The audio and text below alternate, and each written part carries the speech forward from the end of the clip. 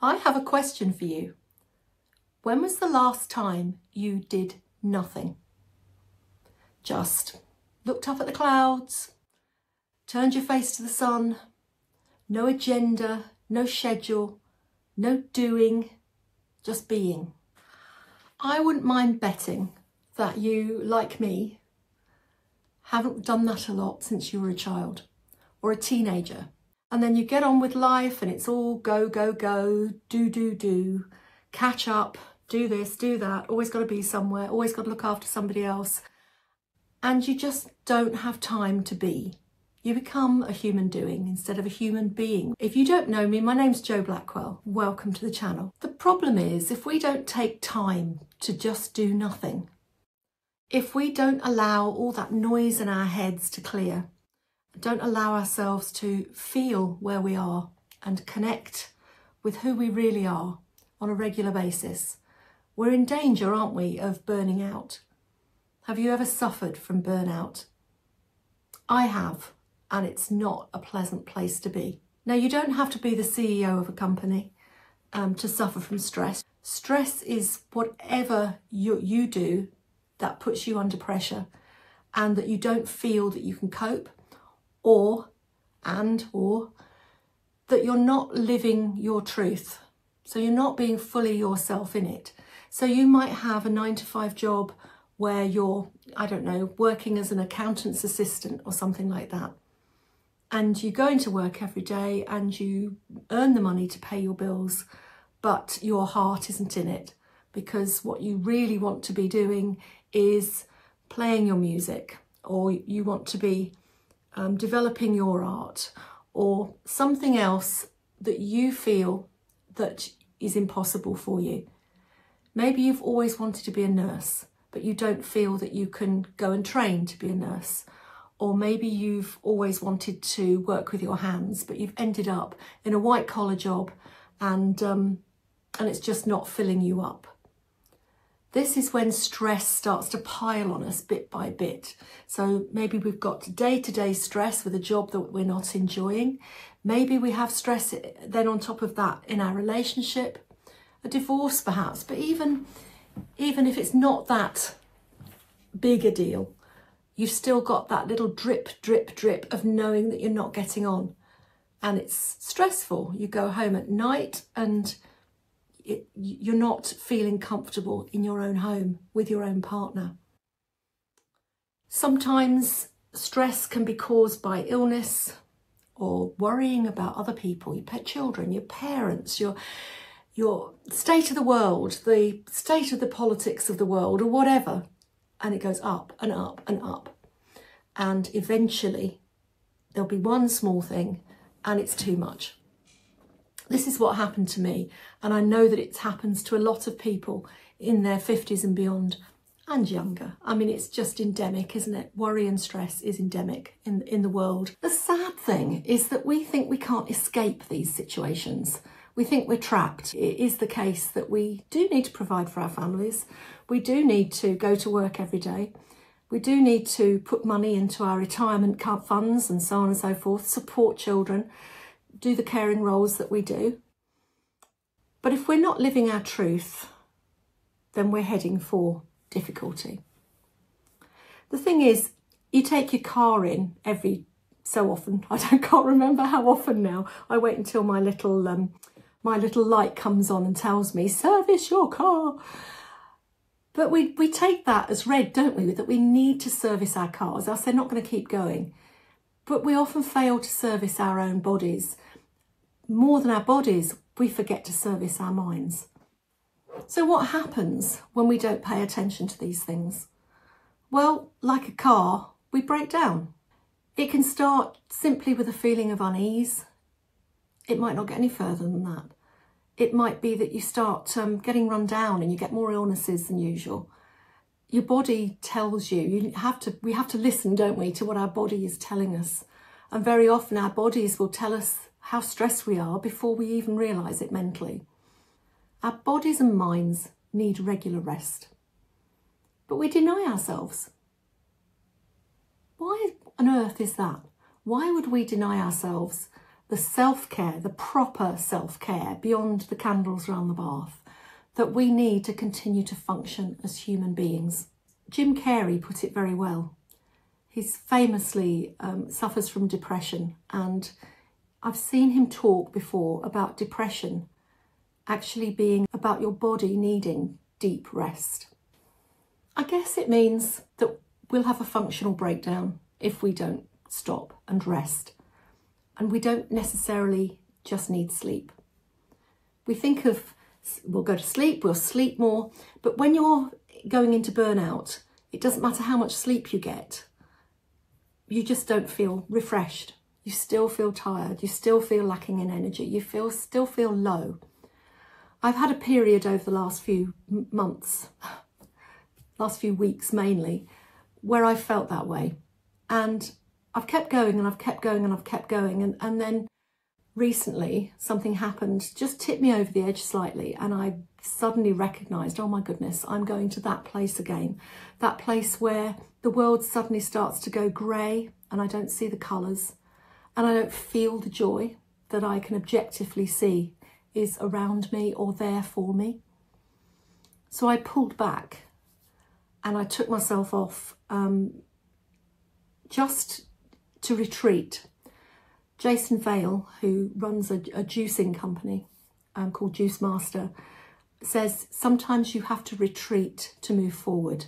And I'm a really great believer in that. And so that's what I've been doing.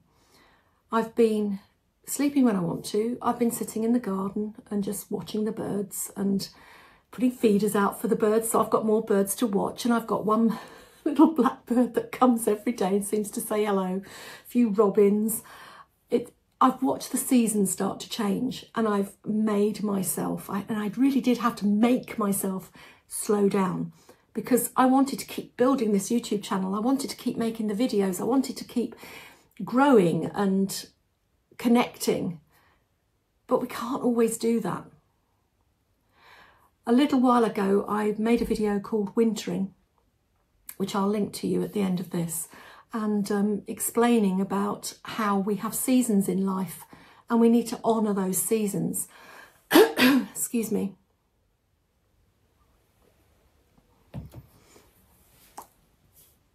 I think that we need to look at our energy levels and the way that we go up and down on a daily basis as well as a weekly or a monthly basis or an annual basis.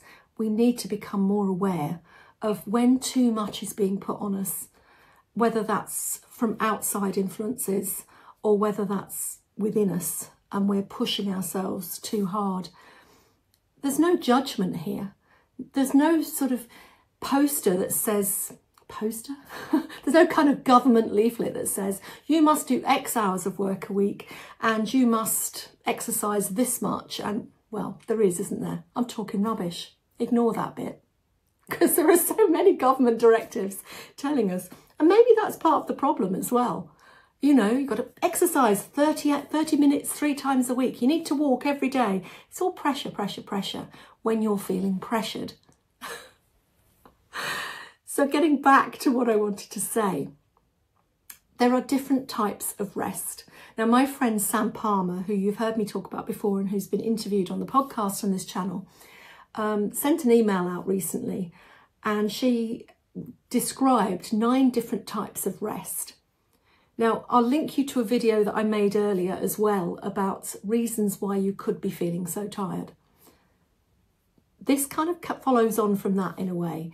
And I'd love to know if you relate to any of this, or if you think that you can incorporate any of this into your life so that you don't burn out. So let's have a look at those 9 types of rest and let's see what resonates with you. The first and most obvious one is to have some time away. That's something that we all tend to do, don't we? We look forward to our annual holiday. We go off to the sun somewhere. We lie on a sun lounger because we're absolutely exhausted. And I don't know about you, but very often I'll catch a cold while I'm out there, and I'll be ill half the time I'm there because I'm so run down, and the virus doesn't catch up with me until I actually stop. We all know that feeling, but time away is valuable, especially when it means that you can reconnect with the people that you love and do some of the things that you love to do, and reconnect with yourself, whether that's reading a trashy novel on that sun lounger or going and looking around an art gallery, whatever fills you up. But there are other things that you can do as well. You can do something unproductive. What does that mean? Now, this is one I really struggle with. Everything that I do has a purpose, whether it's to write something or share something, or you know, to help somebody, like, you know, if I'm looking after grandchildren or something like that, or you know, doing something in the house. You know, the number of times I've procrastinated over making this video, I've been cleaning my house. But that has a purpose. So if you need permission to do something unproductive, then this is it. I'm going to give it to you with my love. So do something unproductive, whether that's just sitting in the sun or going for a walk, but just not going for a walk to exercise, but going for a wander. Which brings me also to appreciating nature.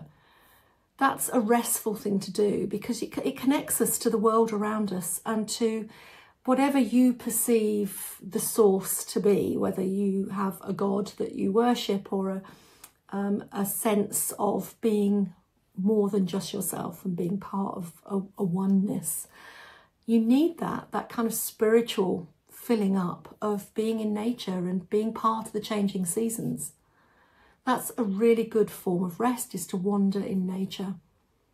Going to an art gallery, as you know, I was just saying just now, if that fills you up to look at the paintings, just stand and stare, or in my case, go find a seat and stare, that fills you up spiritually as well as emotionally and gives you physical rest as a result. Not perhaps while you're standing there looking at the art, because your back might start aching. But you know what I mean. Listening to music, you know, just cranking up the volume, dancing around your kitchen, or just sitting in your recliner with your headphones on, listening to a symphony. That fills you up. That's restful. It's taking you out of your everyday, and it's giving you that time to regroup and to come back again into your life fully present and able to carry on. Just check my list here. Spending time alone at home. Now, a lot of us do spend a lot of time alone at home, but some people never get that. They've got people around them all the time. And it's really important to have a safe space that you can be alone in. Even if that's just retreating to your bedroom for an hour to put on a meditation. Doing something creative, that always takes you out of yourself, doesn't it? And we think of it as being productive, but if it's something creative, it's actually taking you into a different part of your brain. So it's giving you a rest from your day to day. You know, as human beings, we need solitude to recharge our batteries, and we need stillness to decompress. But there are certain activities that also count as rest, such as anything that involves creativity, whether that's gardening or painting, whatever you like to do that's more creative, that's nothing to do with work, that's nothing to do with helping someone else. We can't be helpful all the time. And again, here's your permission to not be helpful. Just for a little bit of time to help yourself, to give yourself the help and care that you give to others. I really hope that that's given you an overview of why doing nothing is so important, whether that's literally nothing or nothing in terms of being unproductive or not doing something that's helping others or so on and so forth. I'm finding for myself that the fog is beginning to lift and I'm starting to come alive again. The sunshine helps, I'm sure. Forgive yourself if you're having one of those periods in life where you're just not on your game. You know, these things happen, and beating ourselves up because we're not being as productive as usual or not being ourselves isn't helpful at all. Doing nothing should be part of our lives, part of our weekly routines, even daily routines, even if it's just 15 minutes a day. Lie in the bath, stare at the ceiling. Whatever fills you up, that's what you need to do. You're worth it. You mean something. I see you. Till next time. Meditation. Headphones. This means headphones. Oh, flip. Where's my... Oh, it is there. I wonder if that's worked. Sorry, I just looked down there to find my microphone.